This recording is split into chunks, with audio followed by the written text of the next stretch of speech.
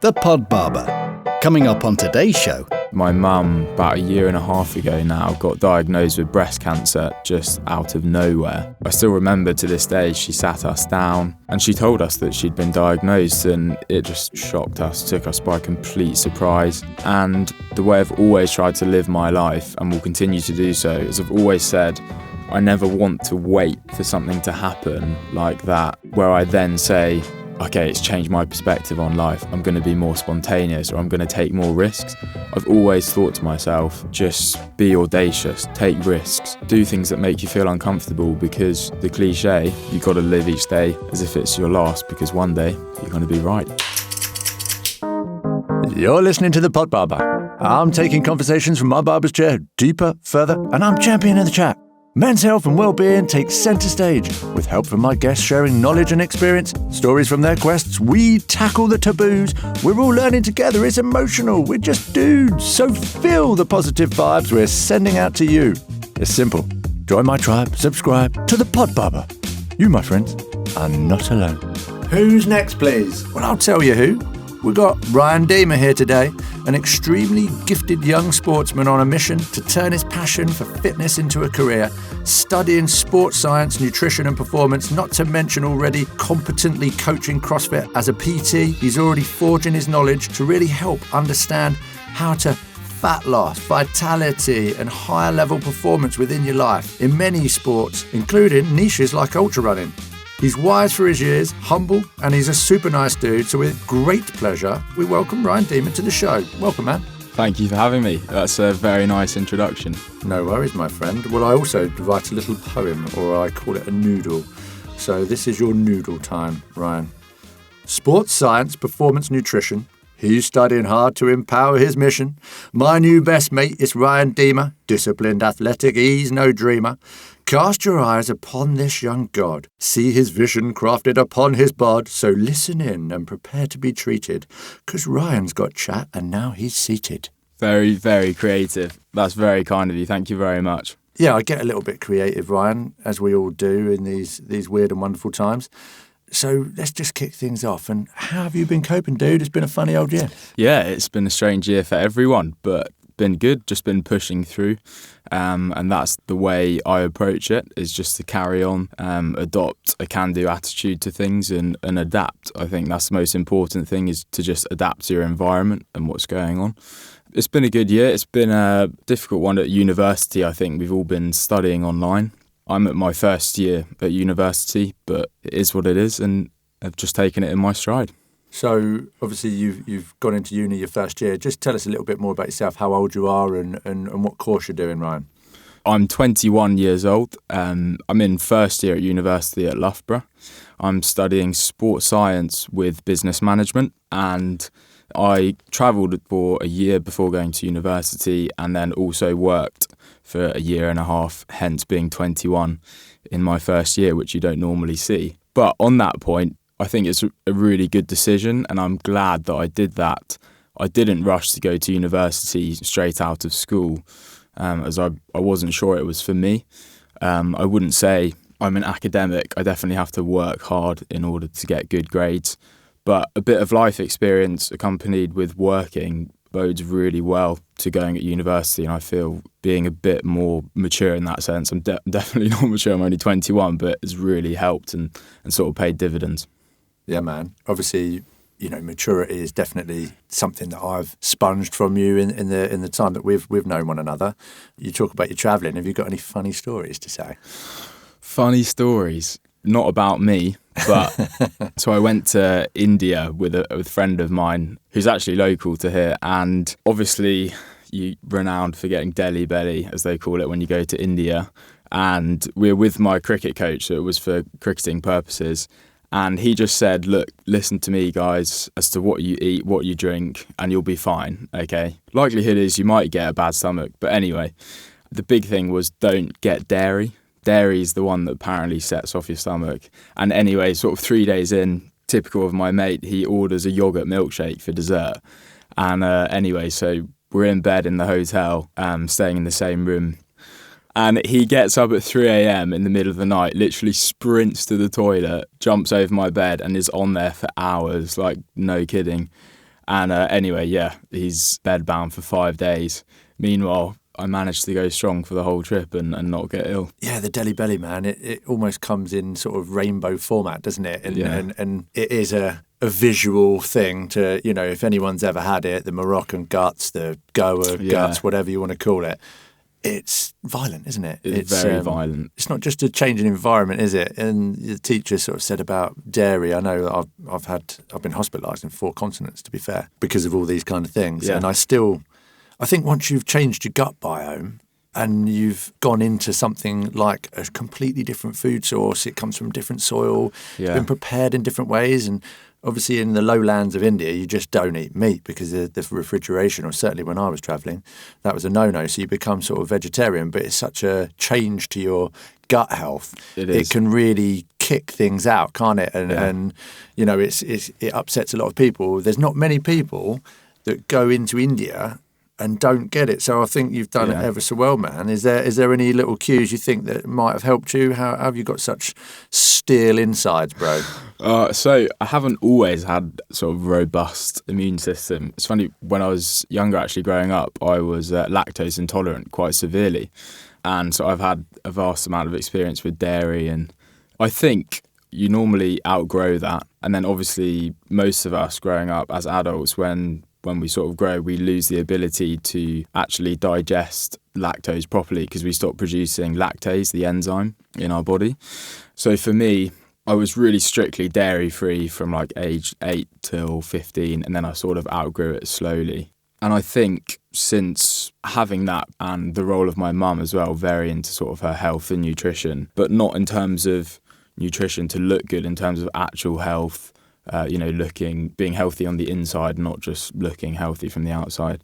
That probably helped a lot. And then I just got into nutrition for myself, especially, like, as you say, to do with the gut biome, because the research coming out now is really sort of prominent and promising in terms of what it's showing. So that's probably where I think also an element of luck, not getting Deli Belly, but... Yeah, I think luck, when you look at a menu in a foreign country, definitely comes into it, because half of the words don't mean anything, do you? It's a bit of a finger-pointing mission, and you sort of look around and it's, it can be a bit nerve-wracking. Obviously, we're going to talk loads about fitness and modern innovations within it, but you mentioned, obviously, nutrition, so we may as well just dive into that a bit further. You talk about your mum's sort of advice to nutrition. Does she work within that field? Is that something that she's just decided that she wanted to impart proper good health? Yeah, so she doesn't work in that field, but it's just something she's always been interested in, and more so recently, just for health reasons, she's very into basically making sure if she buys meat that it's organic or free range. So it's not your like stereotype when someone says, "Oh, I eat in a healthy way or a healthy manner." It's not necessarily like restricting your calories or eating to look good. It's more, where's this food coming from? What's the quality, vitamin intake, that kind of stuff. So quite lucky, I think that definitely rubbed off on me, and I sort of took that upon myself as well. Well, it's a combination with what you're learning as well in the university. So, I mean, I'm a big fan of looking at nutrition.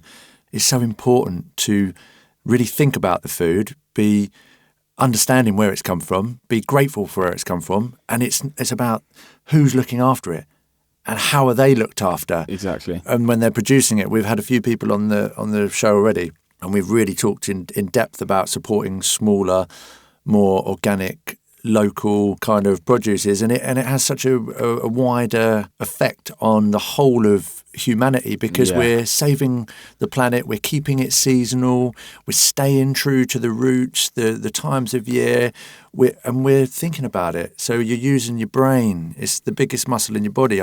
Is it?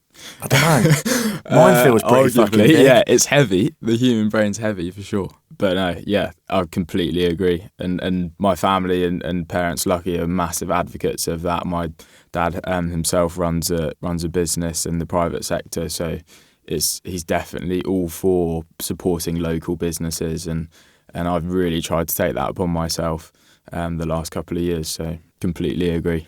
So just out of interest, what's your morning routine like? And I will swap a story and see what you're doing, because you're 21 and you look people can't see this, but this guy is like, those sort of Greek gods. He genuinely has got one hell of a bod on him.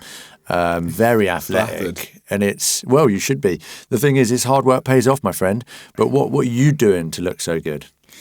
For me, it's for intrinsic reasons, so internal. And that's something I've learned a lot about at uni, is intrinsic motivation. So motivation deriving from within, so doing things because you enjoy them, because it's meaningful to you.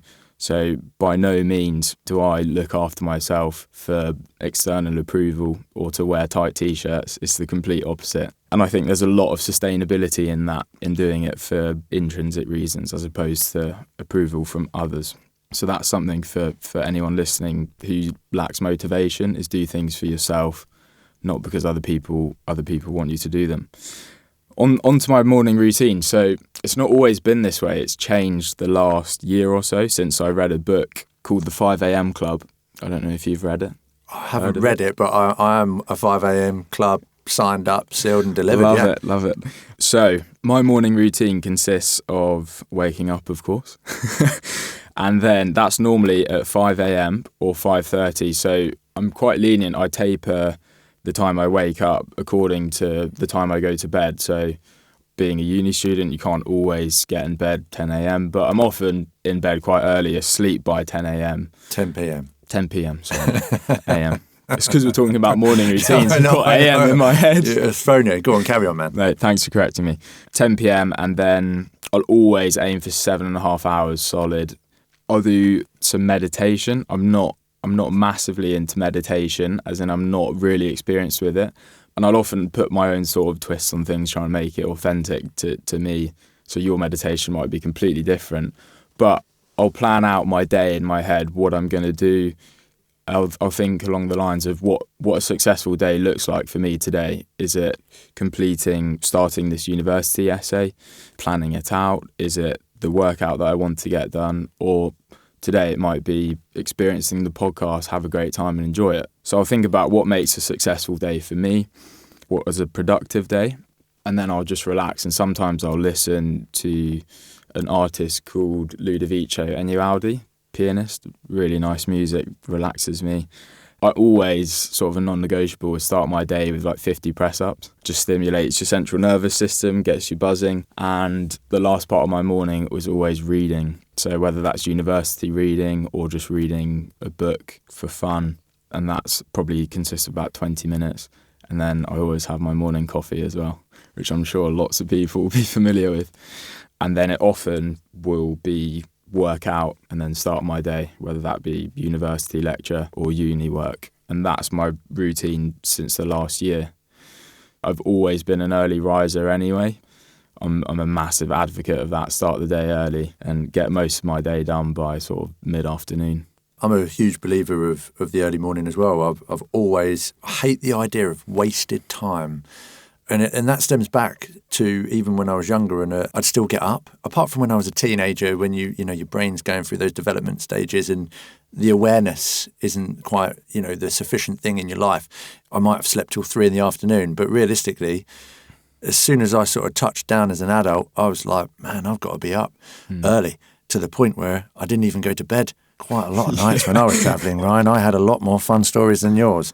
But yeah, that's a different story, and that's probably a different podcast altogether. But yeah, on the morning routine, it's so refreshing to hear a 21-year-old doing the things that it's taken me a little while to learn. I don't ever regret and wish I'd started before, because I did have a accidental, mindful approach to life, I'd call it, a less focused vision of what I wanted to do. But certainly throughout these lockdowns, certainly as the thought of becoming a parent, I was always very mindful that my time, I'm going to lose my time.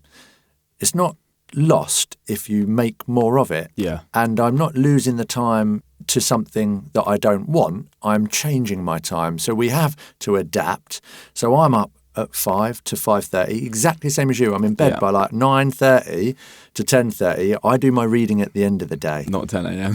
No, not 10 a.m. I'm on it, man. But the first thing I do, and I tell the girls all the time, cup of water like we've got now. Yeah. And I say to them every single day, and I am so boring with it, H2O, man, you need to get it in you. It's so important. That's the first thing. So feed the brain, because I'm using mine. Yeah. I'm going to use it. I've been using it whilst I've been dreaming and lucid dreaming and trying to enjoy even my dream time. Then I'm into, I meditate. Exactly. Yeah. I'm pretty much exactly the same as you. I'll go into a meditation. I've been doing a lot of sort of like personal progressive education. So I tend to Wim Hof it. Yeah. And then I'll meditate once I've really found like my Zen. And then I go into an exercise routine. As you know, I was a Zoom crew member with you, and I do the CrossFit with Sam Parks, big up to Bear Walden Fitness. I'll then eat what I call brain porridge. I used to call it chisel porridge, but the same as you, I don't make my body look hench, ripped, whatever for other people. It's a byproduct of living well, gaining that understanding of nutrition. That's the byproduct. If you want the glamour muscles, go and sit down in that mirror, pump up those biceps, but that's not a proficient muscle group. That's not going to get you maneuvering functionally with longevity and vitality that we need to survive our day-to-day practices. We're not all going to be professional athletes. In fact, probably 99% of us aren't. Yeah. But we can be really good versions of ourselves, give good efforts in a team or in individual sport, and really harness the enjoyment of it. And that's where your mind connects to your body, I think. And 100%.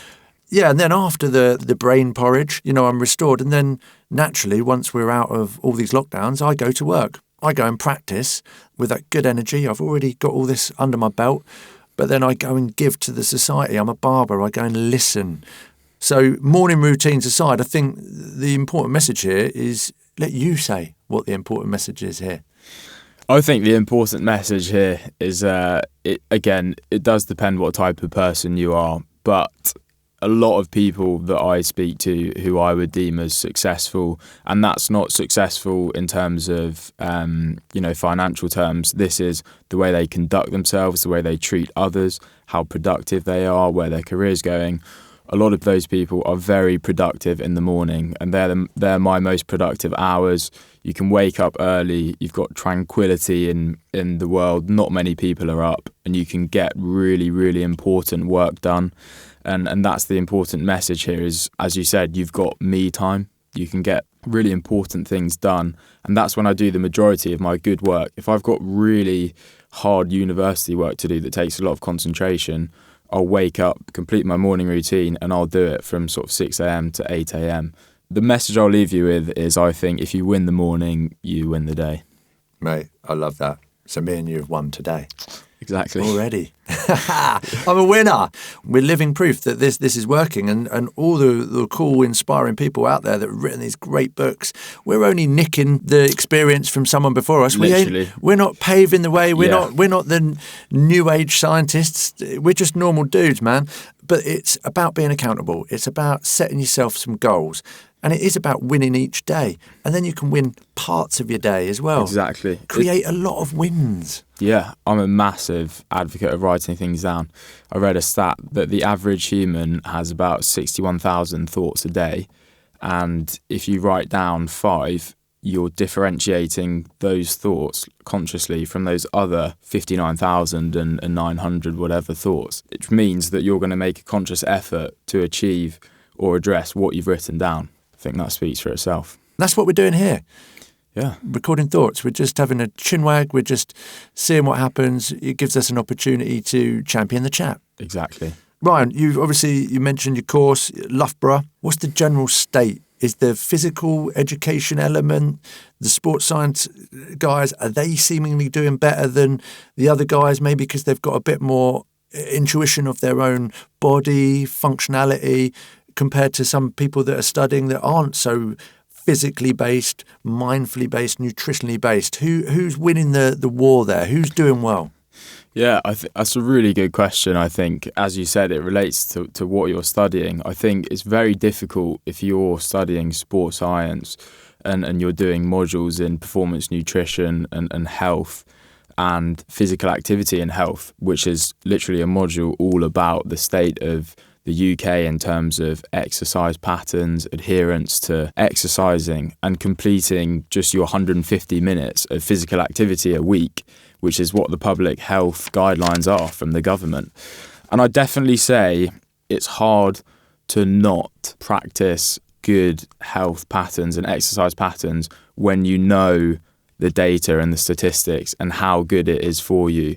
And that's probably the biggest themes within the literature and research within sports science and health itself, is that there's an education factor lacking in terms of the UK, and currently about 40% of the UK population are inactive, which means they don't do more than 150 minutes of exercise a week, and brisk walking quantifies meeting that 150 minutes.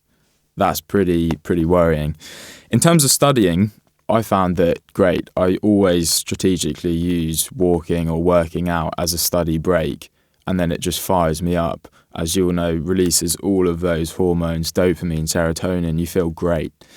Because of the limited sort of social aspect, I don't know how lots of other students are feeling in terms of how they're doing on their course, but I would say overall, probably grades have been hindered thus far. I suppose, like, to sort of sum it up, the narrative that we've all been sort of born witness to, and it will be area dependent and privilege dependent too, is that students are really suffering with their mental health. I can confidently vouch for a vast number of people, especially at Loughborough, that people are struggling, especially students, with mental health during the lockdown. It's hard. I've experienced it being in accommodation. You know, you've got a little room to yourself, you're doing lectures online, you're not interacting with others, and people are suffering as a result. But in saying that, universities, especially Loughborough and across the country, have been great. They're offering as much support as possible. You know, you've got tutors offering help who you can reach out to. There definitely is the resources there and help available if you want to seek it. But if you're not self-reflecting, like we were talking about, and you're not trying to be the best version of yourself, it's a cliche, but most cliches are true. If you're not persisting with trying to achieve good exercise patterns and behaviours, and then you're suffering, then you've got changes you can make. I think that's an important message to put across. Yeah, if you're not feeling good, like, take a step back, breathe in through your nose, out through your mouth, and really think about it. And think about, could I be doing something to aid myself? Because let's face it, there is no health without mental health. It doesn't have to be negative. It can be positive. Yeah. And I think that's important to realise as well. I wanted as well, you talked about tutors and how they've adapted. And not that this is a self-indulgent moment to big myself up, but I'd like to big my missus up, but also all the other parent teachers, but also the teachers, the tutors. They've been going through this shit themselves. They've got families. They've got concerns. They've felt like pincushions towards a different area of life, mental health in general for the students, for young people and old people alike. It's so varied, and everyone has tried to sort of adapt. And I think I can categorically say that every single person, particularly teachers that I've spoken to, you can tell they're withered by it, but they've got energy. It's become the battle.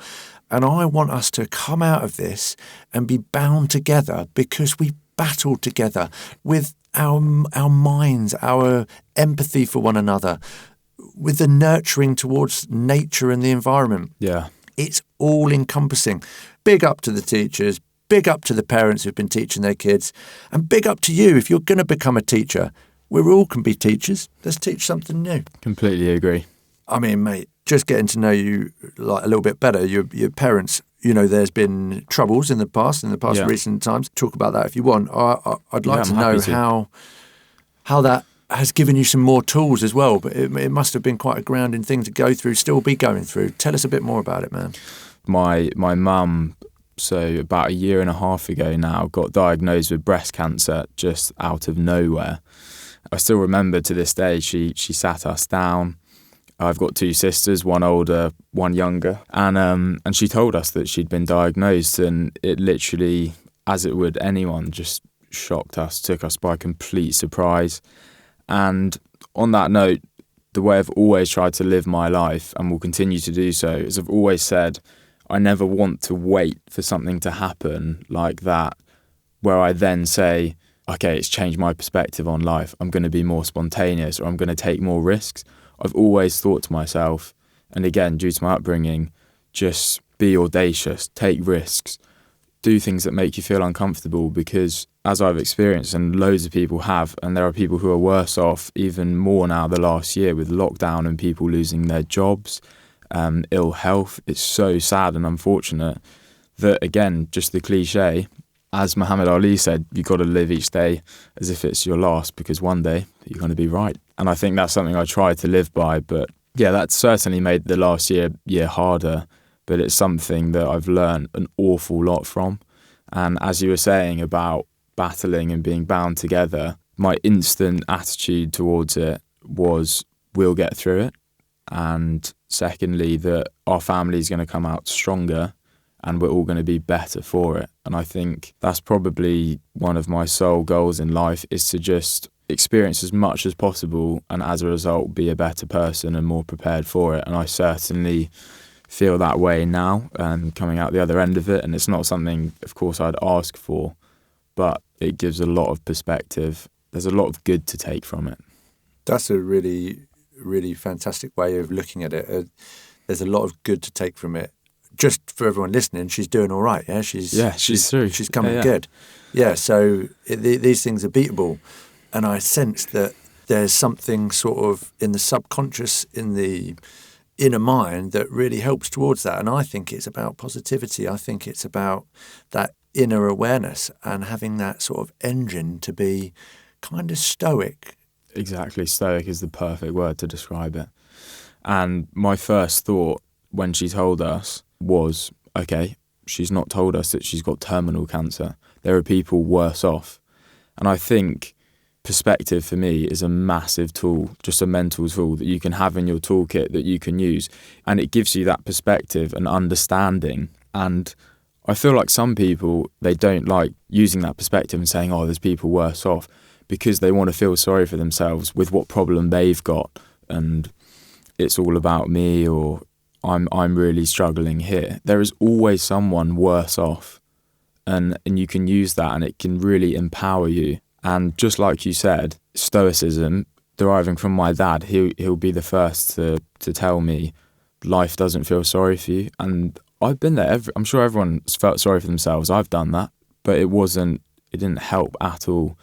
Just on that note, I just want to thank everyone who knows my mum, who doesn't, who's helped and supported. Even yourself, okay? You don't know my mum personally, but we bumped into each other the other day and you asked about her. And things like that do not go unnoticed. And I think small things like that just make the biggest difference. You know, you just asking when you don't even know my mum on a personal level means so much to people when they've experienced hardship, and it means so much to her when I say, oh, so-and-so asked about you, and oh, it's so nice. And that's one thing, like you're saying, about being bound together in this time. It's just the kindness of strangers, but also people you know.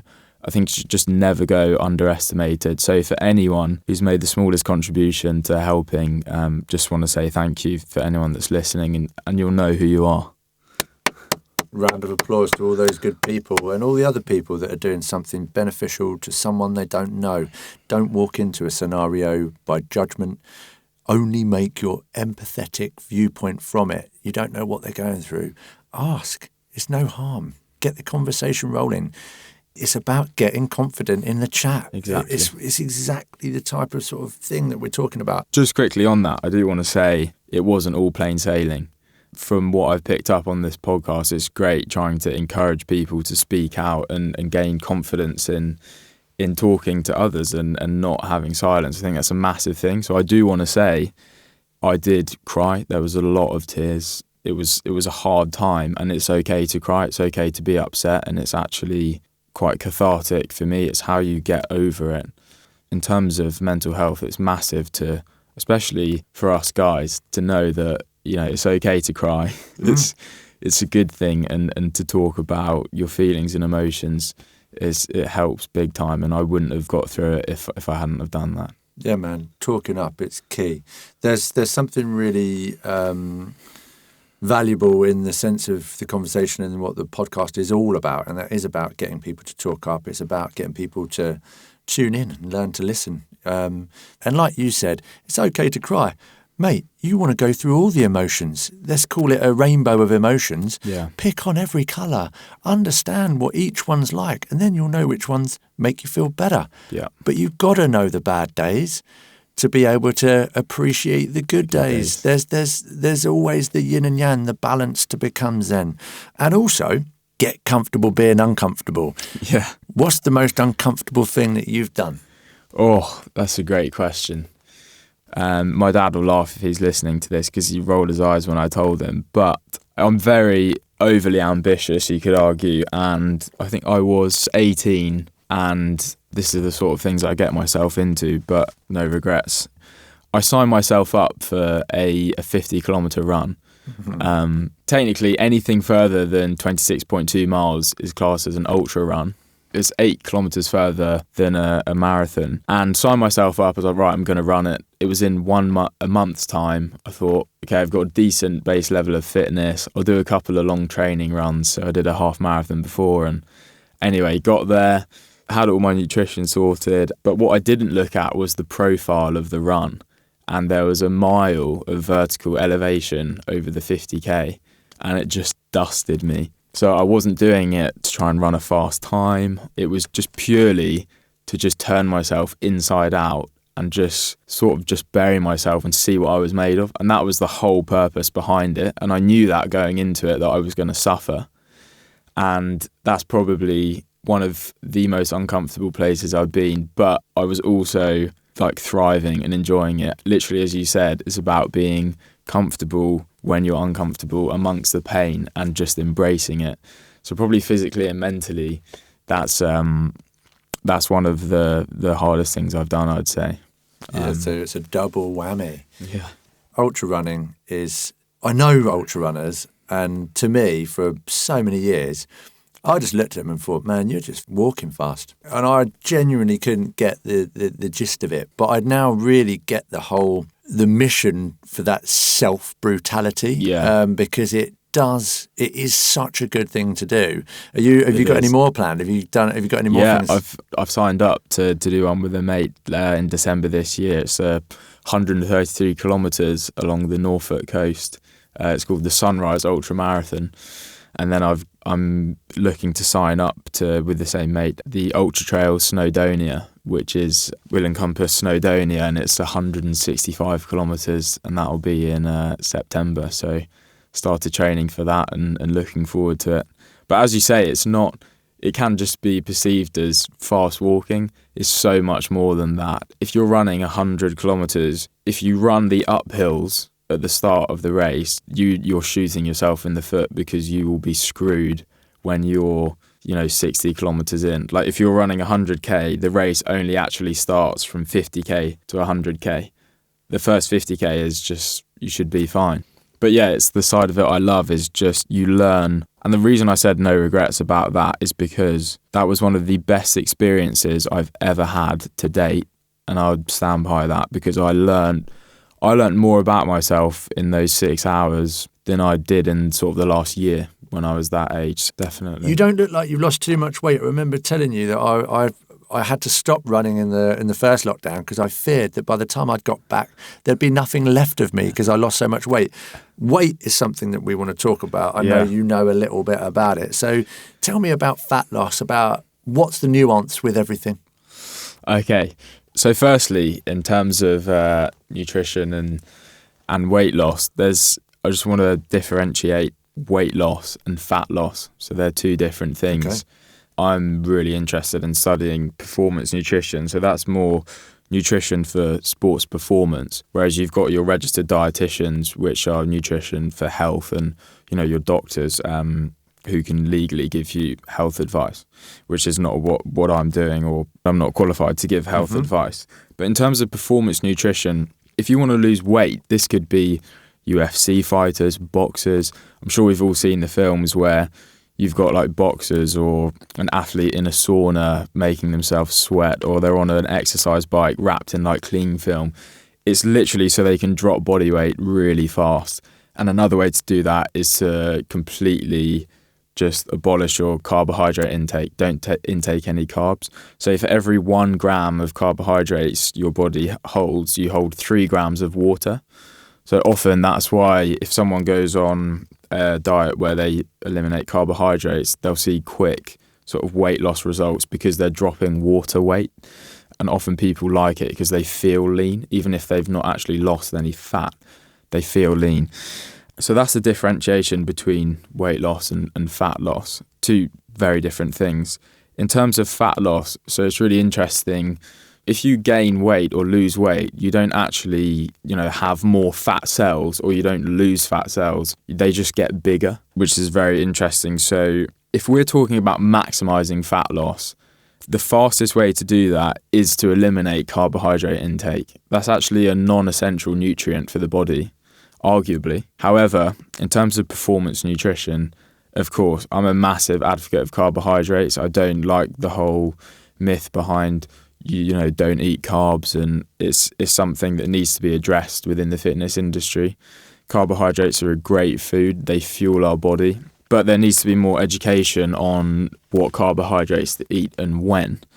The best way to go about carbohydrates is to alter them based upon what you're doing day to day, what your activity looks like. You will never ever have a sports nutritionist tell an athlete or a runner, go on a ketogenic diet, eliminate carbohydrates. It just doesn't work. If you're running at, a threshold heart rate in zone 4, when your heart rate's up at 170, your body cannot supply your muscles with enough energy burning just fat. It just won't happen. And that's when you get that bonk feeling, is you run out of carbohydrates.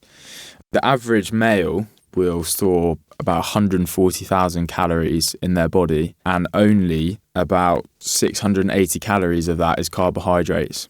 Okay, and then you've got 80 calories of carbohydrates circling the bloodstream in the form of glucose. And so that's why eliminating carbohydrates is not a sustainable way to lose fat. Of course, you can limit your intake, and I'd advise that. This is where we talk about glycemic index. So every carbohydrate has a glycemic index, and that's effectively, this index will tell you how quickly the glucose will be absorbed into your bloodstream and how quickly your body will digest it. Things like pasta, white rice, sweets, sugar, all that stuff, like simple sugars, not so much fruit, but they'll go into your bloodstream really fast and they'll spike your hormone, what's called insulin. And then insulin will encourage all of this glucose to go into your fat cells and be stored there, which is why they'll increase in size and you'll appear bigger, you put weight on. And that's where this whole myth, which I'm sure frustrates a lot of people, comes from about, carbohydrates make you put on weight or they're bad for you, don't eat carbs. The whole no carbs before marbs type thing. Whereas actually, if we're looking at low glycemic foods and being vegan, you've got things like lentils, chickpeas, your sweet potatoes, wholemeal bread like sourdough, stuff that's so good for your gut. And this stuff is got, anything with a glycemic index below 43 is considered low. And your fruits there as well. Like the more ripe fruit is, the higher the glycemic index. But typically your bananas, grapes, apples, all that stuff has a low glycemic index.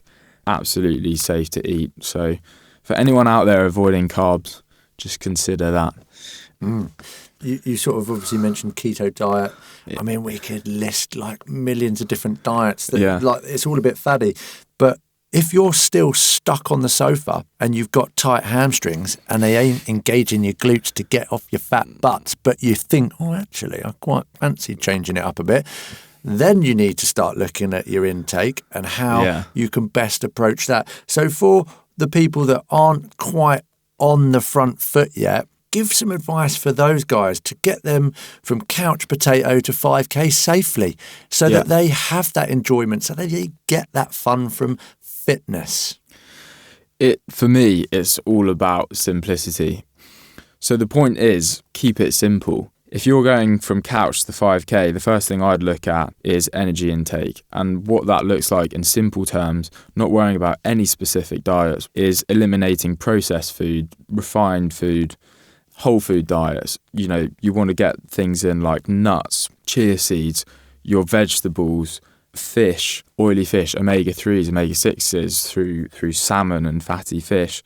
The best advice I could give someone is eating food that doesn't have a massive long ingredients list, because then you know it's come from the ground or it's natural.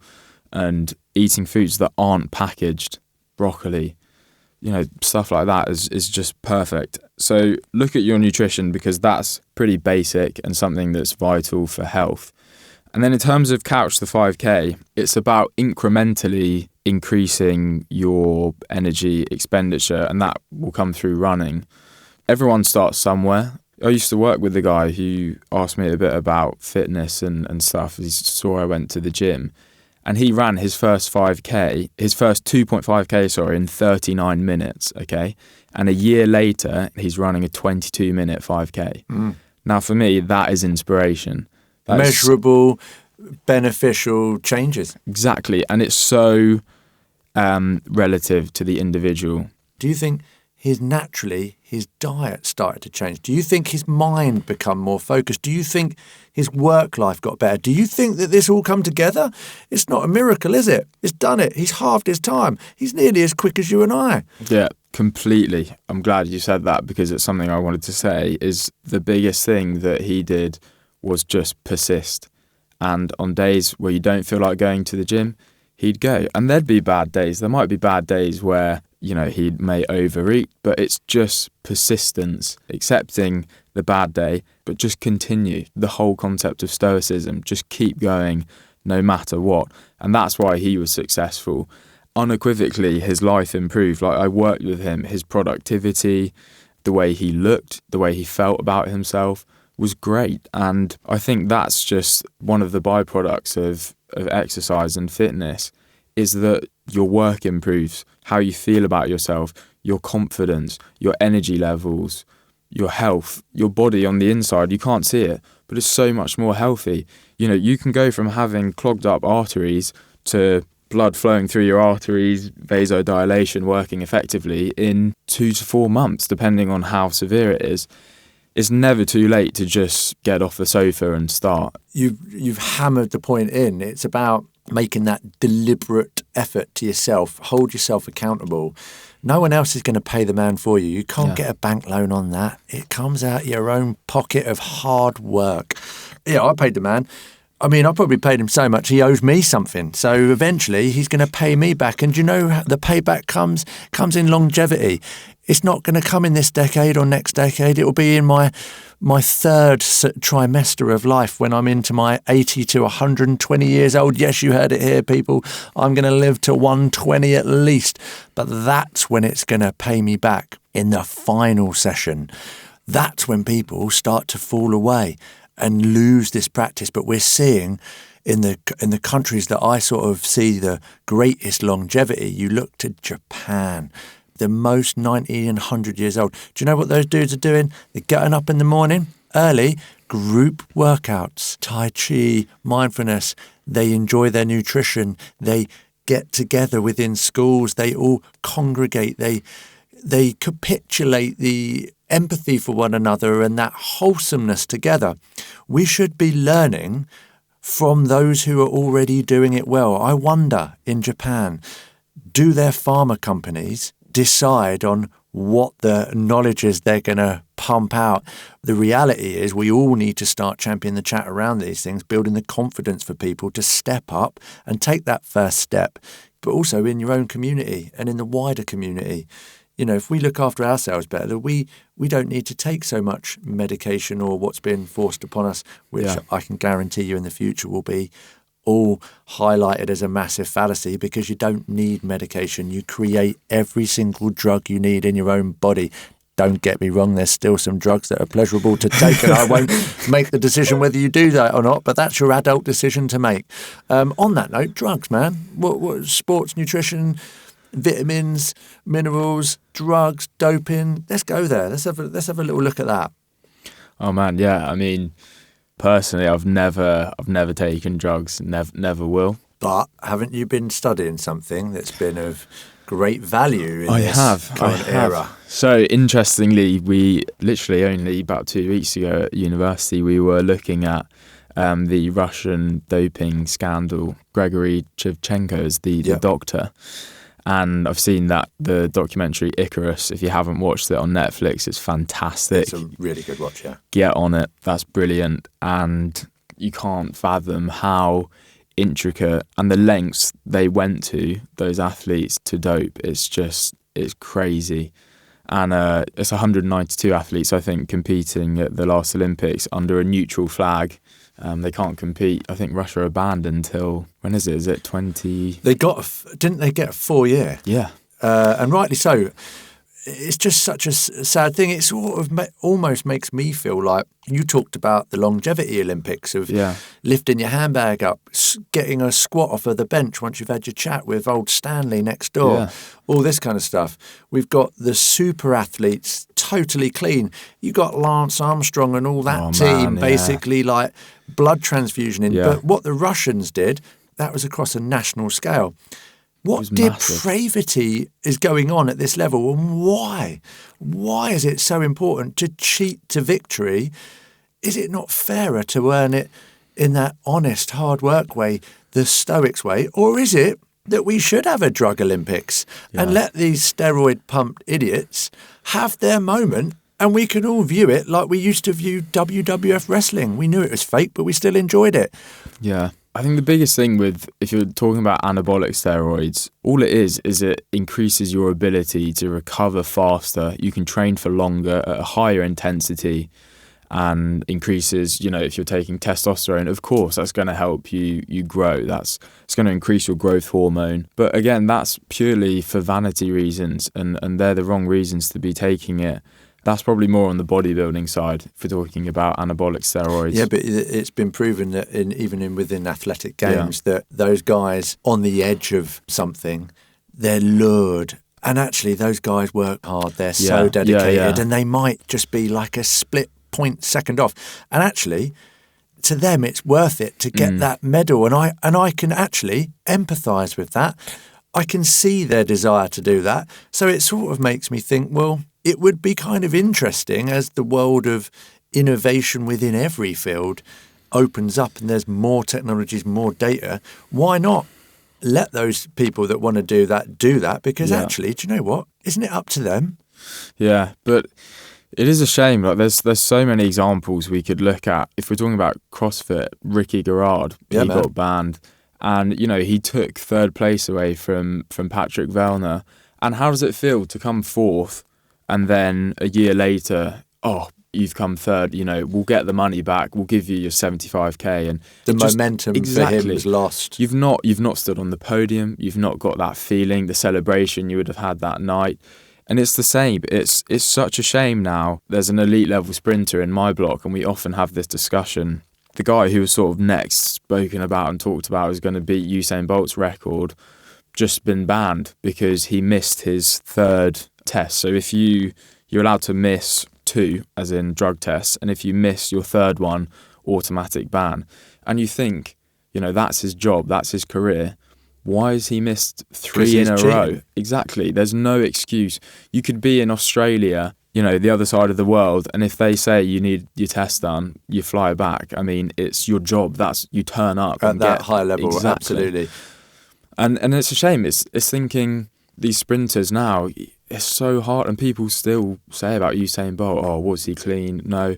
And it's so unfortunate for these athletes that there's this level of doubt. And in cycling, like it stemmed from Lance Armstrong and the US Postal team, there's this whole argument which we've debated at university in a seminar is it cheating if everyone else is doing it? And that was Lance Armstrong's argument.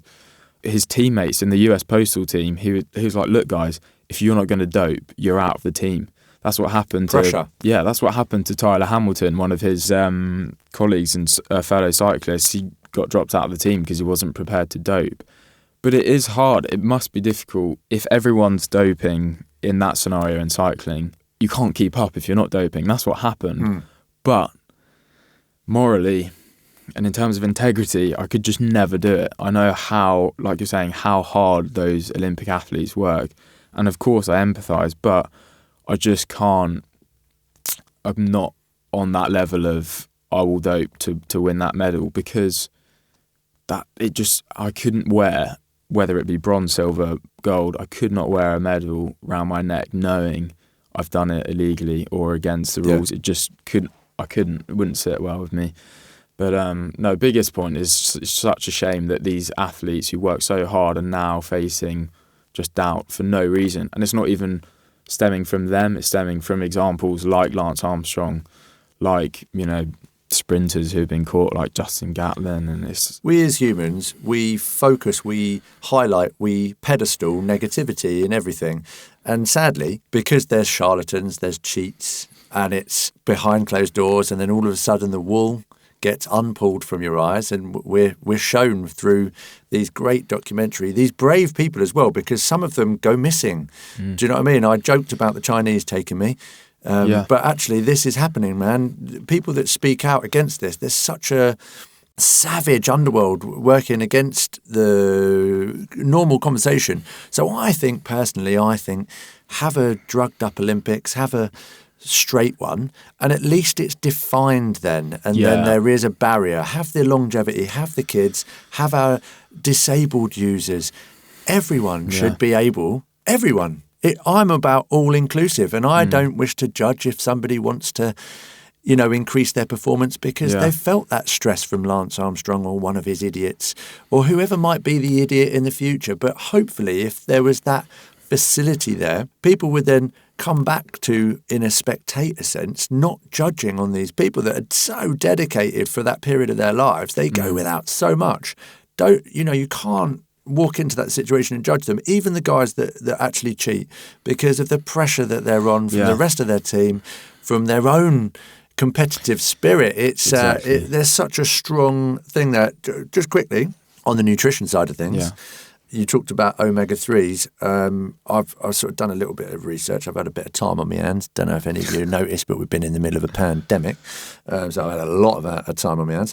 Omega-3s, for the plant-based people out there, so important, if you're adapting a new diet, like, for instance, becoming vegan or something, that you still fill your body with the right nutrients. Now, if you want to get your omega-3s, I've got it with the greatest advice that CMOS is the way forward. Now, I'm still trying to find my route towards this because I eat vegan as well as meat, as well as vegetables. I'm a little bit of everything currently. But CMOS is basically the algae what the fish feeds on. Now, this is also known as Irish seaweed, I think. It's like a red stuff. You can buy it raw. You can buy it in a nutrient format like a powder or whatever. But actually, if you're a vegan, I think this is a really cool thing to start putting into your diet and then do your own data, see how your energy feels with it. Very interesting. It is, man. You should definitely look into that. And I think I'm surprised they haven't covered that type of thing within your nutrition. No, you're only year one, aren't you? We've covered sort of seaweed and iodine and, helping with your thyroid function along those lines. But in terms of omega-3s and CMOS, I've not. Something to study, my friend. I'm gonna look that up. CMOS people, the other version of competitive edge. I see like a real movement coming forward. I feel like this positivity about health, about nutrition. I think there's a desire that sits in all of us, a bit of a volcano that's going to erupt as we come back onto the front foot of life after COVID. And the sad thing is, we've kind of touched on it, that a lot of people that go through these transformations decide that they're going to become a coach, they're going to become a PT. Half-cocked information doesn't do you well for longevity. But there's also a lot of people that have been going to university, and we are fully aware that the world of competitive job seeking is out there. So how are you going to beat the granny out of all of your other student mates? You've already got a couple of years of experience. You've got a few things under your belt. Don't give all your secrets away, Ryan, but how are you going to beat them to the best jobs in the country? I think the biggest thing that can differentiate someone is their characteristics and experience, how someone conducts themselves. And it goes back to who you're employing. What is that person made up of? Are they going to do, and I've not always done this, but are they going to do a job and finish it properly and thoroughly, as in 100%? And it's difficult to test for that in interviews, and it's difficult to come across in that way. But I always have faith that wherever I go in my career, it will be down to my characteristics and how I conduct myself on the daily it's not about having something about you. It's about showing that you've got potential, that I care. I might not be as smart as this person. I might not be as clever. I may have not done, this placement that they've done or got 95% in my degree, but I will work harder for you. I'll do jobs properly. I'll be adaptable. I'll learn and I'll listen and respect you, and loyalty as well. And I think all of those characteristics have come from my dad, and I'm by no means perfect and try and improve every single day. But I think that's the biggest thing I would have faith in. And the true test of a man or woman's character is what they do when no one's watching. And I think that's so true. Are you still cleaning up after yourself when no one's watching? It's something we do with cricket when we play. Make sure when we go away, we leave the changing room spotless. There's no rubbish left in the changing room. We're not disrespecting anyone. We're treating people with kindness and respect. And I think if you portray that in yourself when you're applying for jobs, that will bode well, and you'll meet the right people as well, I believe. It's massive. Yeah, man. Like, basically, I'm just going to sack all my other barbers, and so you've got like 4 jobs because you sound the bollocks, son. How do you feel about that? Starting wage will be pretty. How about that? That's it. You've got the right attitude, I think, is what I'm trying to say there. Yeah, that's nice, man. Nice way to put that, and I think that's very mature. And I think that's just can be across anything, isn't it? Whatever you decide to go out on, whatever you want to do, it doesn't have to be even a job or a career or the future. It could be just going shopping. Yeah. Go shopping with a little bit of intent. Exactly. Get up in the morning with with application, isn't it? And it's making that part of your behaviours. We're sort of coming towards a kind of a natural end. Naturally, we will have another podcast to do in the future. But is there anything that you want to add? I'd just say... to be on here and to share some thoughts with you. I've absolutely loved it and really grateful. Wicked, man. Mate, thank you. I can't thank you enough. I've really enjoyed this, and I hope anyone listening's enjoyed it. Well, but before we wrap it up, Ryan, there's one last little question, and I always like to throw it. Yeah. It's my curveball question, and it's sex, drugs, and rock and roll. And you just pick one topic and roll with it. Doesn't matter what about, because it's just funny. Yeah. Go. You choose, my man. All right, let's talk about sex. Go on then, son. What do you want Baby, let's talk about not you and me. Sex. Just got to have fun whilst you're young. Yeah, you're blushing. No, I mean, it's natural. It's what humans do. You find each other attractive, and I think it's healthy. It's healthy to have sex often, and I definitely think that it's quite an intimate act. Like, I wouldn't sleep about myself, but it's also just about having fun. It's something that I have to work quite hard to do. Talking of morning routines, I'm quite a serious person, and it's good to be around people that bring out the best in me, letting my hair down, just having fun.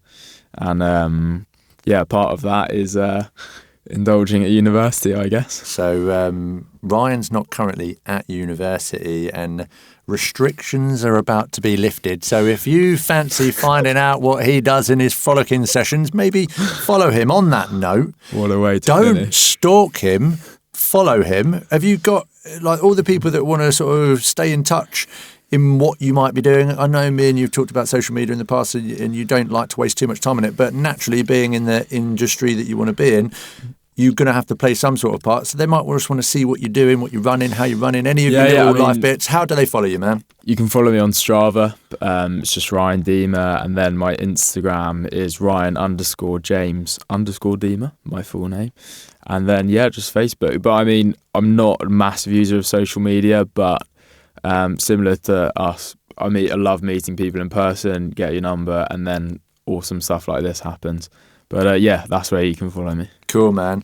We're going to wrap this up, and this has been a fantastic podcast. Like, I am sitting here with a really great young man, and if he embodies positivity moving forward, if you feel like those types of vibes, like, do something and become something. Don't compete with us, with Ryan, with anyone else apart from yourself. Get up, get something done with your day, pay the man. Thank you so much for coming on the show today. I'd just like to say peace, peace, love, power to your day, Ryan. That's a great message. Thank you for having me. The PodBarber is a That Media and Design production, with Mickey at the mic and Howie at the controls. Just search the PodBarber on social and let's get connected.